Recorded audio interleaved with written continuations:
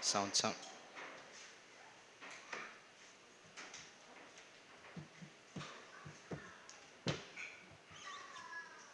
A happy Lord's Day to all. So, yesterday I was talking to my mentor. Kilala niyo po si Pastor Joel Trinidad. And we were sharing yung same struggle namin in preaching. So, we usually tend to preach very long. So, kahapon, may ano kami, may goal kaming sinet para sa aming sarili. So, sabi namin, we will try to preach and end in 30 minutes. Or kung hindi kaya, 40 ang pinakasagad. So I pray that this morning, I will be able to accomplish just that. Sige po, let's pray. Let's ask for the blessings of the Lord. Let's pray. Salamat po, Panginoon, sa inyong pag-enable sa amin ngayong umaga na makadalo. And we thank you for this privilege na kami po ay makapag-gather as your people to receive the grace that comes through the singing, the praying, the reading, and the preaching of your word. Lord, we also pray for those na hindi po nakasama ngayon. I pray that kayo po yung mag-ingat sa kanila. Pray that you would bless them wherever they are. And that through whatever means, you will be able to impart to them the grace of our Lord Jesus Christ. Bless us this morning in Jesus' name. Amen. So again, our text is found in 1 Timothy chapter 2, verses 1 to 7. So please keep your Bibles open and your notes ready para sa ating pag-aaral this morning. So, are you familiar with the phrase, saved, seated, satisfied? Sino na po nakarinig ng phrase na yan? Saved, seated, satisfied. So, many Christians are described by these three words. Ligtas, nakaupo, and then satisfied na. Ibig sabihin, kontento na sila kung anong meron sila. So, itong statement na ito, usually sinasabi ito in the context of those Christians who have no desire to serve the Lord in sharing the gospel or in being a blessing to the church using their gifts. Saved, seated, satisfied. Sapat na sa kanila na nakatanggap sila ng gospel, and sapat na sa kanila na makago lang sa church, and then goods na. Wala silang desire to be used by the Lord. Not, siguro hindi naman kailangan involved sa church ministry, but to be used by the Lord in their callings. So does this describe us? No? Does this describe us? Can we be characterized as Christians who are simply saved, seated, satisfied? Or do we have that desire to be used by the Lord pero hindi natin alam kung sa papaanong paraan? How can the Lord use me for the sake of the gospel of Jesus Christ? So this morning, I hope na maging blessing sa atin ito. It would equip us. Ano ba yung mga bagay na pwede kong gawin? No? Hindi naman ako full-time sa church. Hindi ako maka-attend sa most of the activities of the church. So ano yung part na mapiplay ko? No? Ibig sabihin ba, useless ako kasi nasa work ako? So that's not it. No? We all have a role to play. And whether you have a big role, quote-unquote, tulad ng mga pastor, or small role, lahat po yan ay important. So, in this text, makikita po natin na since it's God's passion, desire po ng Diyos to save all kinds of people, at binigay po ng Panginoong Yesus ang kanyang sarili as a ransom for all kinds of people, our part is to pray for the salvation of all kinds of people and proclaim the gospel to all kinds of people. So, I'll be sharing three things sa atin ngayong umaga. First, pray. We must pray for the salvation of all kinds of people. Sa mga bata, ang part natin sa church is manalangin na lahat ng tao ay makakilala rin sa ating Panginoong Hesukristo. So, chapter 2 verse 1 says, first of all, then I urge that supplications, prayers, intercessions, and thanksgivings be made for all people. Okay. So sabi ni Paul, I urge you, I beseech you, I exhort you.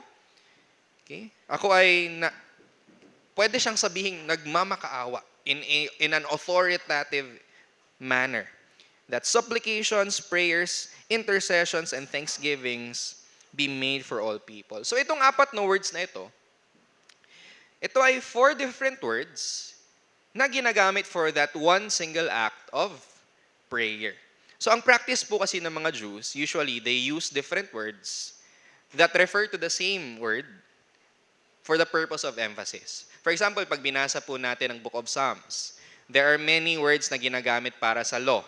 Law, commands, statutes. But these words refer to that same thing, which is the Torah or the law of God.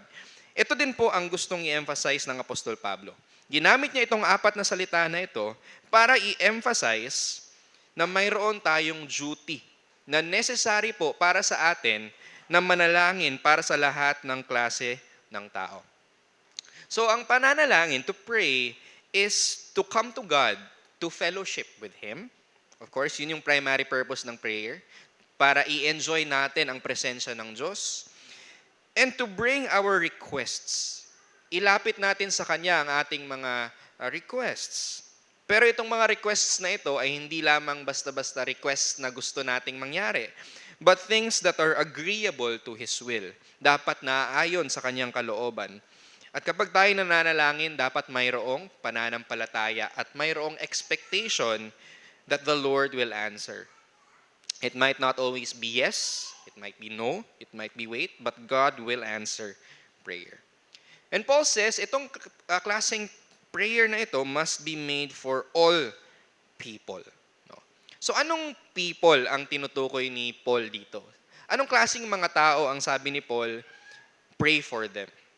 Verse 2, for kings and all who are in high positions, that we may lead a peaceful and quiet life, godly and dignified in every way.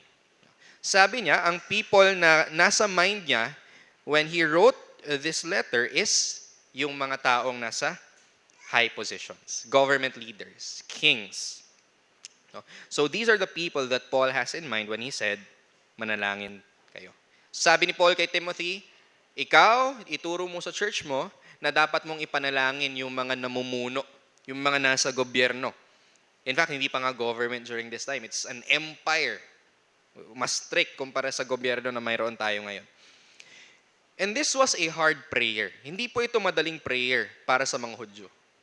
Because remember, ang Israel during this time was under Roman occupation. Tulad ng pagsakop ng mga Espanyol sa Pilipinas, ganoon din ang naranasan ng mga Hudyo. Okay? And itong mga Romano, these Romans, hindi sila good na rulers. They were not good masters. Sila ay corrupt, sila ay oppressive, sila ay violente. Okay? So, bakit kaya binanggit ni Paul to pray for the leaders? Remember yung context ng 1 Timothy. Sabi ni Paul kay Timothy, huwag mong hayaan itong mga false teachers na ito na magturo ng mga maling doktrina. So these false teachers, they were Jewish-centric. Okay? Ang kanilang false teaching is this. Tayong mga Hudyo lang ang maliligtas. Alright? Tayong mga Hudyo lang ang makakatanggap ng grace.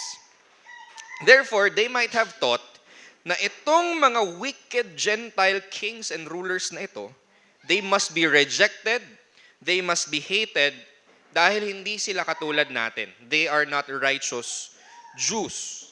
Okay? But Paul tells Timothy, this is not the way of the gospel. Okay? The way of the gospel is not to be rebellious, but to pray for our leaders. Okay? Since, as we will see in the following verses, ang gospel, ang biyaya ng Diyos, hindi lamang para sa isang people group, hindi lamang para sa mga Hudyo. But as we see in the Old Testament, God has always desired na yung kanyang biyaya ay ma-extend sa mga Gentiles, even these wicked Gentile Roman leaders. So sabi ni Paul, why should we pray for government leaders? Why should we pray for these Gentile leaders? Sabi doon, that we may lead a peaceful and quiet life, godly and dignified in every way. So itong mga bagay na ito na sinabi ni Paul, kino-contrast niya yung lifestyle na mayroon yung mga false teachers na na-mention niya sa chapter 1. Kung babasahin po natin ang chapter 1 verses 9 to 10, in-enumerate po ni Apostol Pablo yung lifestyle, yung mga kasalanan na ginagawa nitong mga false teachers at ginagawa ng kanilang mga followers. So sabi ni Paul, tayo as Christians, we don't do that. We don't reject these Gentile rulers because God's grace also includes them. Okay? And ang purpose ng ating pag-pray para sa kanila is para ma-enable tayo to live lives that are glorifying to God, not like these false teachers. Peaceful and quiet. Hindi katulad nitong mga false teachers na rebellious, magulo, gusto na lang laging makipag-away, binabangga yung mga authorities. Godly and dignified. So, ang reason kung bakit gusto ni Paul na ipanalangin natin ang mga kings and mga rulers is hindi lamang na kapag nag-rule sila ng maayos, bibigyan nila tayo ng earthly comfort. Meron tayong trabaho, hindi nila tayo paparusahan, hindi mataas ang tax. Of course, those things are good, pero hindi yun yung pinaka-primary na purpose ni Paul kung bakit niya gustong ipanalangin ang mga leaders. Ang kanyang priority, why we should pray for leaders, is para magkaroon tayo ng freedom to believe, worship, and obey God. It's all for the sake of the gospel at work sa buhay po natin. And how would the kings and rulers be able to lead them in such a way na magagampanan nila itong tungkulin nila as Christians? Ano yung best way para ma-preserve ng mga kings and rulers yung worship ng one true God? Essentially, what Paul is praying for is this. Paul wants the kings and the rulers na maging Christians. This is in line with verses 3 to 6. Paul is telling Timothy, parang ganito, pray that the kings and rulers will lead righteously. And they can do this best. They can lead righteously if they become believers of Christ. So Paul encourages Timothy and the church to pray for the leadership and the salvation of these wicked Gentile rulers. And that's a very difficult thing to pray for. So what can we learn from this? Here, makikita po natin yung importance ng pananalangin para sa kaligtasan ng isang tao. And kung nandito po tayo ngayon, all of us who are trusting in the Lord Jesus Christ, tayo po ay tugon ng Diyos sa panalangin ng isang tao. Na we might not know them. No? Someone prayed for your salvation. And the Lord is pleased to answer the prayers of His people. So maybe yung parents ninyo ang nanalangin para sa inyo. Or it could be your siblings or your friends, your workmates. Or maybe it's someone na hindi natin kilala from centuries ago. In a foreign country, nanalangin siya, Lord, sana dumating ang araw na makarating ang gospel sa China. Sana dumating ang araw na makarating ang gospel sa Pilipinas. And do you think that those prayers are useless and fruitless? Hindi po.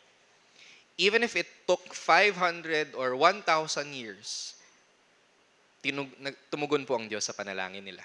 Kaya po naparito ang gospel sa Pilipinas because someone out there centuries ago prayed and the Lord was pleased na gamitin ang panalangin na yon in order to reach us with the gospel.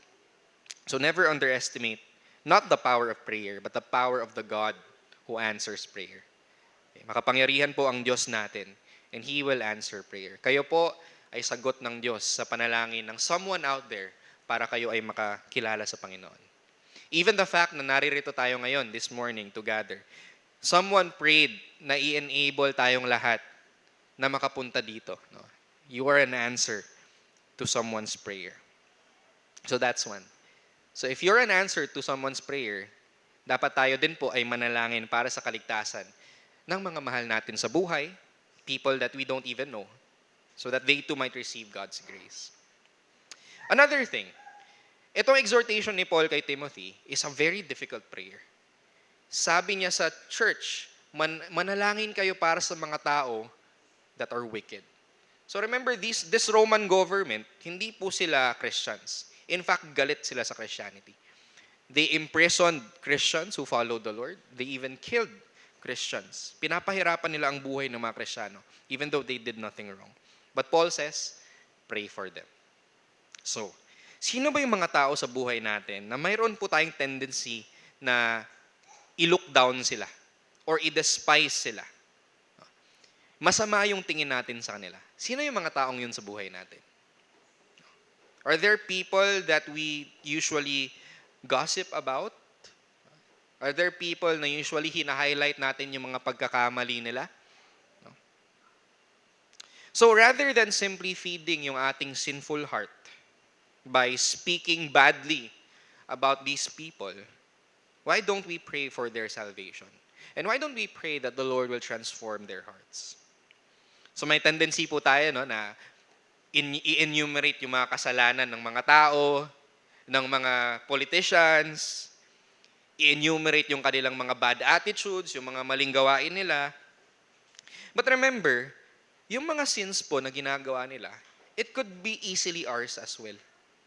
Hindi po tayo immune sa mga kasalanang ginagawa nila.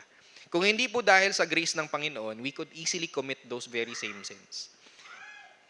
So rather than being bitter about the sins of others, why don't we, as Paul says, pray for those that we despise the most, na makilala nila ang Panginoong Jesus? So that's the first, we pray. Okay? We must pray for the salvation of all kinds of people. Then number 2, passion. God desires to save all kinds of people. So, dito ibibigay na ni Paul, ano yung reason kung bakit tayo mananalangin para sa lahat ng klase ng tao? Hindi lang sa mga Hudyo, but even Gentiles, no? Sa mga hindi Hudyo. Sabi sa verse 3, "This is good and it is pleasing in the sight of God our Savior." Verse 4, "Who desires all people to be saved and to come to the knowledge of the truth." So binigay na ni Paul yung reason kung bakit tayo mananalangin for all people. God desires all people to be saved. And then verses 5 and 6, "For there is one God and one mediator between God and men, the man Christ Jesus, who gave himself as a ransom for all, which is the testimony given at the proper time." We pray for all people dahil kalooban ng Diyos na ang lahat ng klase ng tao ay masave. At ang Panginoong Jesus ay nagbigay ng kanyang sarili para sa lahat ng klaseng tao.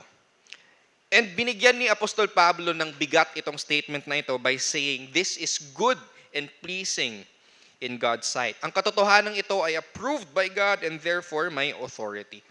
God desires all kinds of people to be saved. Again, kinokontrast ni Paul yung teaching ng Bible sa mga false teachers who say, Hudyo lang ang maliligtas. Kami ang special people ni God. God's grace is only for the Jews. They believe na para lang sa Israel. But Paul says, no, the Old Testament scriptures teach us na ang desire ng Panginoon is to save not just Jews, but people from every nation.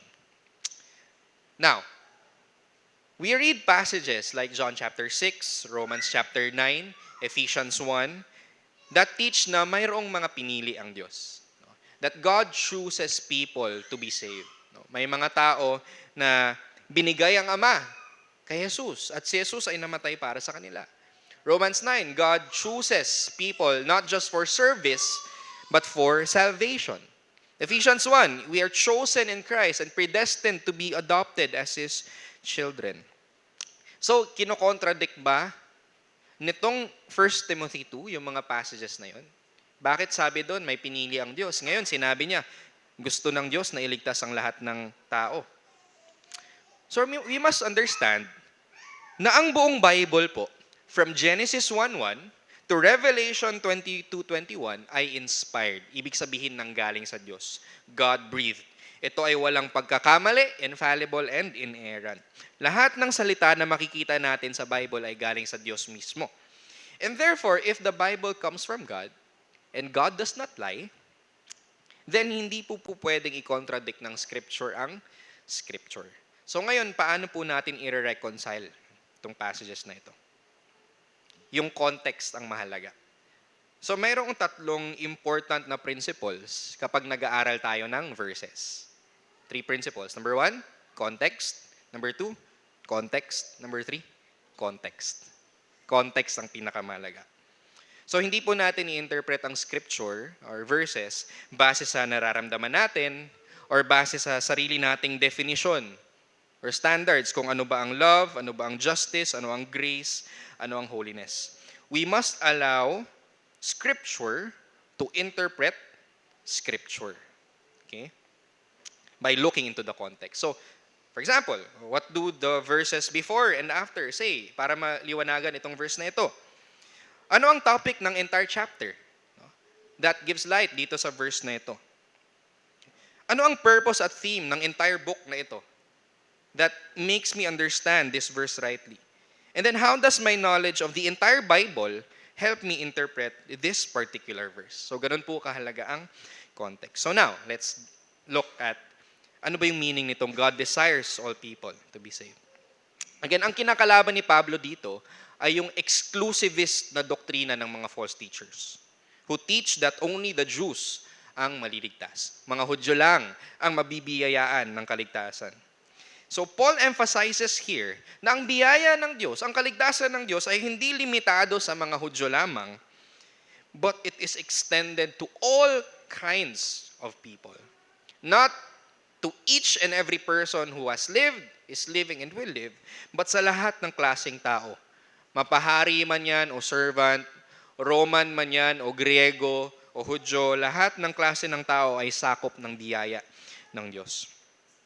So, when Paul says that God desires all to be saved, he does not have every single individual in mind, but is simply saying na ang biyaya ng Diyos ay hindi lamang para sa mga Hudyo, but to all kinds of people, including the Gentiles. So, hindi ito contradictory doon sa katotohanang may mga pinili ang Diyos para maligtas. Because the scripture tells us na ang mga pinili ng Diyos isn't just found in Israel, but is found in all people groups. Kaya sabi sa Revelation, darating ang araw na kapag tayo ay kasakasama na ng Diyos, every tongue, every tribe will come and worship. Because God's elect is found in all people groups, among all kinds of people. And therefore, since yung grace ni God ay extended sa mga Gentiles, to all people, dapat natin silang ipanalangin. Hindi natin kilala kung sino ang mga hinirang ng Diyos. Wala po tayong knowledge nun. So ang ating goal, ang ating purpose, is to pray for all people that we see and that we know. Whether they live righteously or not, we do not give up on them. Dahil wala po tayong karapatan na magsabi, ay hindi elect yan kasi makasalanan. Wala po tayong power to declare that. We pray for all people. And then how are these people saved? Paano po sila naliligtas? Sabi ni Paul, by coming to the knowledge of the truth. Okay? Which is, in the context of the entire 1 Timothy, yung truth na ito ay ang gospel. Ang mensahe tungkol sa life, death, at resurrection ng ating Panginoong Yesus. People cannot be saved if they don't know the gospel. Hindi po pwedeng maligtas ang isang tao kung hindi niya alam kung ano ang gospel.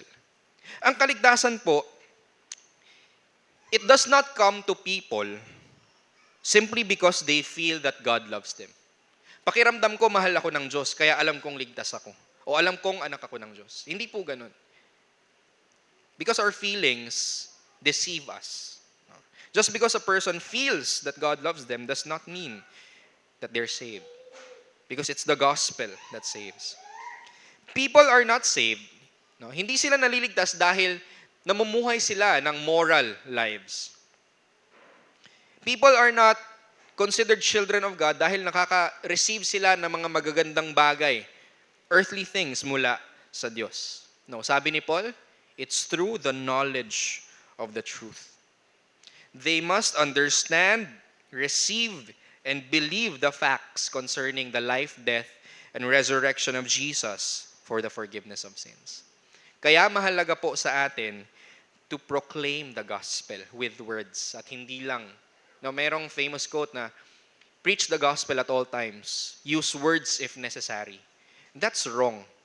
The gospel is a message. Hindi po natin pwedeng i-act out ang gospel because it is a message about Jesus. You preach the gospel with your life, hindi naman tayo Jesus. Hindi naman tayo namatay sa krus. It's Christ who died, and it's that message that we should proclaim. So, the gospel matters. Truth matters. It's the knowledge of truth that leads people to salvation. And then, Let's read verse 5. For there's one God and there's one mediator between God and man, the man Christ Jesus, who gave himself as a ransom for all, which is the testimony given at the proper time. So sabi ni Paul, there is one God, iisa lamang ang Diyos. There are not many gods. Mayroong Diyos para sa mga Hudyo, and then other gods para sa mga Greeks. Hindi. The God of Israel is the same God who desires all people to be saved. Okay. So ang Diyos ng Old Testament, na sinasabi nitong mga false teachers nito, na yan ang sinasamba namin, the God of Israel. Sabi ni Paul, no. The God of Israel is the same God who desires all people to be saved. And there is only one mediator, tagapamagitan, between God and man. Kung nais ng mga tao na makalapit sa Diyos, iisa lamang ang daan. Hindi ang mga pare o ang mga nagtuturo ng law, hindi sila ang mediator. Hindi ang temple priests, not your teachers, only Jesus is the mediator. Wala nang ibang tagapamagitan. Wala nang ibang daan tungo sa Diyos, tungo sa kaligtasan, kundi si Jesus. And look at the emphasis of Paul. Bakit niya sinabing the man, Christ Jesus? Bakit hindi the God? Dahil ba hindi Diyos ang Panginoong Jesus? No. Elsewhere, makikita po natin na ina-emphasize ng Apostol Pablo sa kanyang mga sulat na si Jesus ay Diyos. Pero importante, in this context, that Paul emphasizes that Jesus was a man, human. Because false teachers denied na si Jesus ay tunay na Diyos. Ang heresy na ito ay called docetism. Dokeo, which means to appear. Sabi nila, Jesus only appeared to be human, pero hindi talaga siya tao. Kaya nga kung babasahin natin ang 1 John 4, sabi doon, true teachers of God must confess that the Son of God came in the flesh. Now, bakit po natin ine-emphasize na si Jesus ay tunay na tao at tunay na Diyos? Dahil kung hindi po nagkaroon ng tunay na human nature ang Panginoong Jesus, a true human mind, human body, and human soul, then He could not save our minds, our bodies, and our souls. He can only save what He took upon Himself. And the good news is, ang buong human nature na mayroon tayo, save for the sinful nature, maliban sa sinful nature, ay inako po ng Panginoong Jesus. So that through His perfect life and substitutionary death, and even in His resurrection, He saved our entire humanity. Okay? Hindi lamang ang ating souls. Okay? Darating ang araw na mayroong resurrection, which is the fruit na sinave din ni Jesus ang ating katawan. And then the Bible says, Jesus gave Himself as a ransom for all. Again, another dilemma. Hindi ba sinasabi sa passages like Matthew 1 and John 10 that Jesus came to save His people from their sins? That Jesus gave His life for His sheep. Now, bakit sabi dito, He gave Himself as a ransom for all? Anong ibig sabihin nito? If Christ died for all people, kung binayaran niya na talaga ang kasalanan ng lahat ng tao sa mundo, then there should be no people in hell right now. Kasi bayad na yung kasalanan nila. Why would God punish them if Christ already paid for their sins? Kasi hindi nila tinanggap si Jesus. So that means man's choice has more power than the blood of Jesus. So that's not what Scripture teaches. Again, Bible teaches, Matthew 1:21, Jesus came to save His people from their sins. John 10, Jesus came to lay down His life for His sheep. Okay? That's true. So what does this verse mean? Again, in line po dun sa verse 4. Ang atoning work ng Panginoong Yesus, ang kanyang kamatayan sa krus, ay hindi limitado sa mga Hudyo. Okay? It's not limited to the Jewish people, but also embraces the Gentiles. Dahil ang mga tupa ng Panginoong Yesus is not only found in Israel, but as John 10 says, they are scattered abroad. So when the Bible says that Jesus gave Himself as a ransom for all, it does not necessarily mean He died for every single individual, but again, para sa lahat ng klase ng tao, whether Jews or Gentiles. Because God's elect is found in all people groups. siguro helpful for us to think of this phrase by Peter Lombard, a medieval theologian. Sabi niya, the death of Jesus is sufficient for all, but efficient for some. Pag sinabing sufficient for all, sapat para sa lahat ng klase ng tao. Dahil ang namatay sa krus ay ang anak ng Diyos, ang kanyang dugo is of infinite value. At kaya nitong patawarin ang lahat ng tao sa buong mundo. However, ang design ng death ni Jesus is only efficient for some. Ibig sabihin, ang purpose ng atonement, ng death ni Jesus is to save those whom the Father has given to Him. So, since Jesus' death is of infinite value, and it encompasses all kinds of people, therefore it must be offered to all. Ito yung free offer of the gospel. Hindi porket tinuturo ng Bible that Jesus died for the elect, doesn't mean na hindi na natin ito i-offer sa lahat ng tao. Because we believe that Jesus' death is sufficient to save all kinds of people, we tell people Christ died for sinners, and if you trust in Jesus, your sins will be forgiven too. Okay. And then Paul says, itong testimony na ito is given at the proper time, verse 6. Genesis 12, 1-3 already gives us yung prophecy na in Abraham's seed, all nations will be blessed. Okay?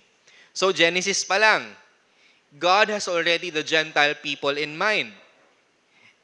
And if you look at the Abrahamic covenant, is it by works or by grace? May sinabi ba si God, gawin mo to para mapasayo ang blessing? No. We see obedience required as a response to faith, but the Bible says Abraham was justified, made righteous by faith. Okay? So itong promise na ito is fulfilled in Jesus. Sabi ni Paul sa Galatians, that seed, singular, is Jesus Christ. And by faith in Jesus, Jews and Gentiles receive the blessed gift of salvation. So we see here the passion of God. He desires for all kinds of people to be saved. That's why we pray for all kinds of people. In application, tayo pong lahat dito, we are all Gentiles. No. Ewan ko kung may Israeli blood kayo, but we are all Gentiles here. We are a mix of Filipinos and Chinese, Filipino-Chinese. Ako Filipino-Indonesian, siguro sa inyo, Filipino-Spanish. And the good news is, lahat po tayo ay binigyan ng privilege na maging anak ng Diyos. Hindi po tayo second-class citizens. Mas special ang Israel. Plan B lang tayo ng Diyos. No. All who are in Christ, Jews and Gentiles, are of equal worth and have equal privileges in the eyes of God. So, let us be thankful to the Lord na nakarating ang gospel sa atin. And we are considered truly children of God. Lahat ng privileges na mayroon ang isang anak ng Diyos, naroon po sa atin. We now have the God of the universe as our Father. Another thing, in application. Itong mga false teachers that Paul was addressing, nakita nila ang sarili nila na angat, superior, dahil sa kanilang pagiging Hudyo. A question that we should ask ourselves, mayroon bang bagay sa buhay natin that makes us think angat tayo sa ibang tao? Is there anything sa buhay natin na naisip natin, dahil dito mas superior ako sa ibang tao? Ano yung bagay na yun? Let's reflect. Do we think na yung ethnicity natin makes us better than other people? Do we think na yung socio-economic status natin, may kaya tayo, may pera tayo, therefore itong mga taong ito ay mas mababa sa akin? Do we think that our Christian identity makes us better than other people? Yung ating pagiging relihiyoso makes us better than other people. So that when we look at LGBTs or yung mga lasinggero, we think we are better than them. We should reflect. Do I have a superiority complex? And what is that thing in my life that makes me feel superior to other people? So we must understand na yung gospel, it does not leave us any room for pride. Wala po tayong any reason to feel that we are superior to other people dahil lahat po tayo ay sinful, unworthy people who are infinitely loved and forgiven by God. And we don't deserve that. And therefore, once we receive this undeserved love, we should also be able to extend that same love to people na tingin natin mas mababa sa sarili natin. Because at the end of the day, wala pong nakakaangat sa atin. We are all equal in God's eyes. Equally made in God's image, equally sinful, and we are all equally offered that same grace by God. Okay? So we must love all kinds of people and extend that same regard and grace to all people. Now, one of the things na naririnig ko kapag sinasabi ito is this. Pastor, what if inaabuso kami? Do we still extend that grace, that love to those people? Lagi na lang nangungutang, nanghihiram ng pera, ginagamit kami. How do we show love to these people? Hayaan lang ba namin sila? Magpautang lang kami ng magpautang? Tulungan ng tulungan kahit na alam na naming inaabuso kami? Now, Beth Clay said, the most loving response isn't necessarily to give the person what they want. Hindi porket gusto mong mahalin yung tao, ibig sabihin ibibigay mo na lagi yung gusto nila. For example, hindi dapat tayo makisalo sa kasalanan ng iba o hindi dapat natin ito i-tolerate para sabihin na loving or gracious tayo. Dapat natin silang i-discipline or pagsabihan. So if someone is mistreating you or mistreating other people, ang loving response na dapat po nating gawin is to attempt to prevent them from continuing their behavior. So kapag inaabuso tayo, our loving response is not to let them do it, but to tell them to stop. Okay? Loving others may mean na kailangan mong mag-establish ng healthy boundaries rather than enabling them to sin. So if someone abuses our kindness or oversteps their boundaries, hindi po mapagmahal na i-allow silang ipagpatuloy ang kanilang pang-aabuso. Okay? That's not loving. If we do that, nakikisalo at kinukonsinti natin ang kanilang kasalanan. The loving thing that we do is to set our boundaries, to tell them to stop, and do everything we can to stop them from sinning against us. Now, kung isa-set natin ang boundaries natin, if we cut off communication from them, because we feel that we are better people than them, or because in our hearts we look down on them, then we are sinning. Okay, that's clear. That heart is not consistent with the gospel. Kung magsiset man tayo ng boundary or puputulin natin ang relationship natin sa mga abusadong tao, ito ay dapat nanggagaling sa isang pusong may pagmamahal sa Diyos at kapwa. It should be out of love. Hindi ko nabibigyan ang taong ito ng opportunity na magkasala sa akin. Kaya puputulin ko ang relasyong ito. That is the proper response. So, we are not walang exempted situation sa pag-extend ng pagmamahal sa lahat ng klase ng tao. We should exercise wisdom, anong klaseng pagmamahal ba ang i-extend ko sa taong ito na abusado or sa taong ito na wala namang ginawang mali, pero tingin ko lang mas mababa siya sa akin. The gospel enables us to love appropriately and to love with wisdom. And that is because we have been loved by God and He loves all kinds of people. Now, third point, preach. We must proclaim the gospel to all kinds of people. So we pray for all people because God desires all kinds of people to be saved. And Christ gave Himself as a ransom for all kinds of people. And last, therefore, we proclaim the gospel to all kinds of people. Sabi ni Paul, for this I was appointed a preacher and an apostle. I am telling the truth, I am not lying, a teacher of the Gentiles in faith and truth.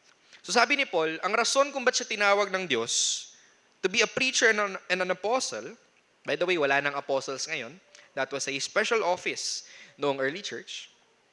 So ang purpose kung bakit tinawag si Pablo is to minister to the Gentiles. Since God desires all people, all ethnicities to be saved, ang purpose ni Paul is to minister to non-Jews, to Gentiles. Then sabi ni Paul, sinasabi ko ang katotohanan, hindi ako nagsisinungaling. So bakit to sinabi ni Paul? The false teachers that Paul was addressing, kinakalaban nila ang calling at ministeryo ni Apostol Pablo. Kasi itong false teachers, again, they believe na para lang sa mga Hudyo ang kaligtasan. Pero itong si Paul, tinuturo niya na para din sa mga Gentiles, para sa mga hindi Hudyo ang kaligtasan.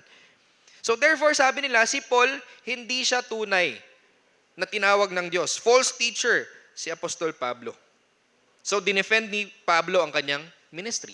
Hindi para sa kanyang sariling reputasyon, kundi para sa gospel. Okay? Sabi niya, his ministry is done in faith and truth. Sincere si Apostol Pablo. And what he teaches is in accordance with the gospel.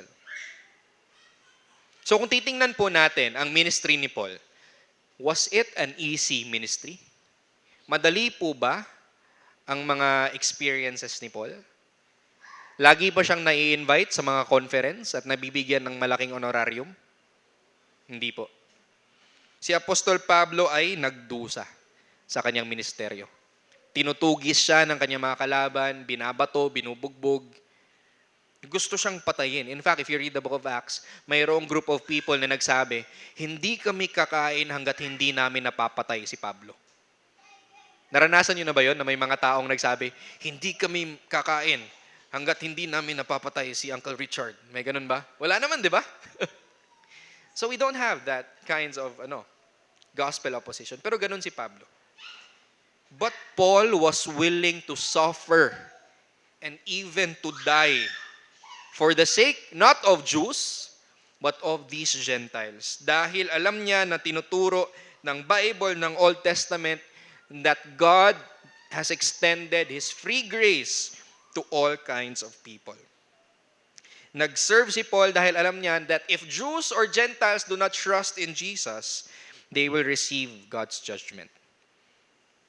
So what does this mean for us? Kapag nag-share tayo ng gospel, meron ba tayong tendency na pumili ng mga tao? Meron tayong temptation to share the gospel to only a certain type of people. For example, itong tao na to relihiyoso. So therefore, siguro, dahil religious siya, mas ready siya na tanggapin ang mensahe ng gospel. Or maybe, itong person na to, educated to. College student, college graduate, nag-masters pa nga, educated to.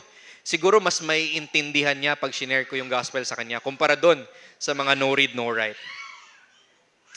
Itong taong ito, mayaman, may power, may influence tong taong ito. Therefore, i-share ko ang gospel sa taong ito. Kasi pag na-convert itong taong to, gagamitin ng Diyos ang kanyang pera at influence para makatulong sa gawain ng Diyos. Ganun ba ang ating pananaw sa pag-share natin ng gospel? Do we look at people, makikita natin kung ano yung mga katangian na meron sila, and then say, sila ang pipreachan ko ng gospel. What we see in the Bible is not this kind of discrimination, but rather, we proclaim the gospel to people, hindi dahil sa mga bagay o mga katangian na nakikita natin sa kanila. We proclaim the gospel to all people dahil lahat po tayo ay mayroong kaluluwa who will spend eternity one day either in heaven or in hell. All people need the gospel. Dahil lahat tayo balang araw haharap sa Diyos. And God will judge us. And that is the reason why we share the gospel to all kinds of people. In conclusion, again, saved, seated, satisfied. Does this describe you? So the Bible teaches us that salvation leads to service. Salvation always leads to service. Lahat po tayo dito ngayon, kung tayo ay mananampalataya, tayo po ay tinatawag ng Diyos para paglingkuran siya. Now, ang service, it doesn't look the same way sa lahat ng tao. Hindi porket Christian ka, you're expected to do full-time service. No? Or lagi kang present sa lahat ng mga church activities. Although that would be good, but that's not possible always. No? So ngayon, how can we use whatever we have to serve the Lord? So these are the things. No? In application, meron tayong 3 things. Number 1, pray earnestly for the salvation of all people. Hindi po tayo lahat makaka-go. No? Hindi po tayo lahat is may gift of preaching in front or of proclaiming the gospel in public. Pero lahat po tayo pwedeng manalangin. So pray for the salvation of all people. Pray for your family. Pray for your friends. Pray for your neighbors. Pray for our government leaders, the unreached peoples, and the persecuted nations. So every time we have prayer meetings, ito po yung mga pinagpe-pray namin. So if you're free every Tuesday evenings, please join us in prayer meeting. But even if you're unavailable, you can still pray for these matters. Pray for the salvation of all people. Pray seriously, pray intently, pray with expectation. Another application, remind yourself of the gospel and let it break your pride and sense of superiority. There is no room for a proud Christian. No? And the good news is, pinalaya na po tayo ng Diyos from the burden of having to prove ourselves and having to maintain yung mataas na pagtingin. Hindi na natin kailangan gawin yun. Sabi ni Tim Keller, you are more sinful than you ever dared believe and more loved than you ever dared hope. Kung gaano ka kamakasalanan sa tingin mo, mas masahol ka pa doon. Ngunit ganun pa man, minahal ka ng Diyos kay Kristo. At hindi kayang maarok ng ating isipan ang kalaliman at kalawakan ng pagmamahal ng Diyos para sa atin. Ang pagmamahal ng Diyos higit pa sa ating inaasam, higit pa sa ating iniisip, higit pa sa ating nararamdaman. And if that's the case, then there's no room for pride. We don't deserve God's love, yet He loved us. And then third, take part in the evangelistic mission of the church. Okay. You can be a witness of the gospel wherever you are. Again, you can be a witness of the gospel wherever you are. Kahit saan po tayo. So yung calling po ninyo, my way of serving God is to be a full-time church worker, right? Your way of serving God is yung mga trabaho nyo ngayon. Yan po ay sacred sa mata ng Diyos. Hindi po mas special ang calling ko kumpara sa calling nyo. Okay? So, Pastor, hindi ako nakakapag-involve sa mga activities ng church. The question is, are you doing your jobs faithfully? And if that's the case, you are serving the Lord. If you do it faithfully. Yan yung doctrine of vocation na tinatawag natin. Walang mas angat na calling sa atin. Your calling is as important as my calling. And if you conduct your business in a godly and faithful way, you are faithfully serving the Lord.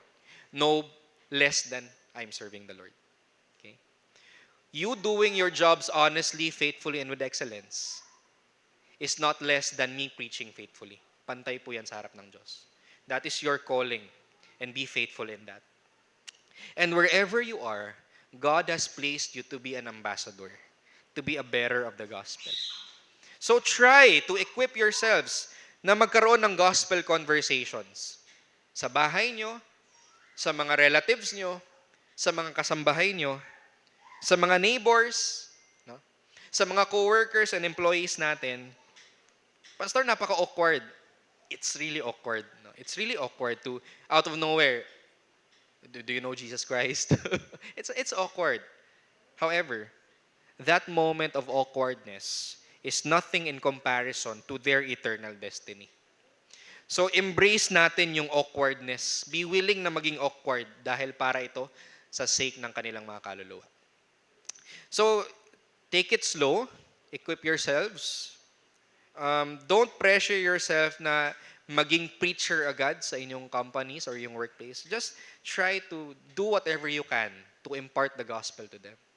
How can I pray for you? Ask them, how can I pray for you? Ask them, how, do you go to church? How's your spiritual life? And then let the conversation be natural. So your calling is as important as my calling. Your task is as important as my task. Just because you find yourself too busy to be able to attend church activities does not mean that you are unfaithful. Okay? Because if you do your task, your jobs faithfully, your callings faithfully, and you're able to join Lord's Day worship, you're doing what God requires of you to do.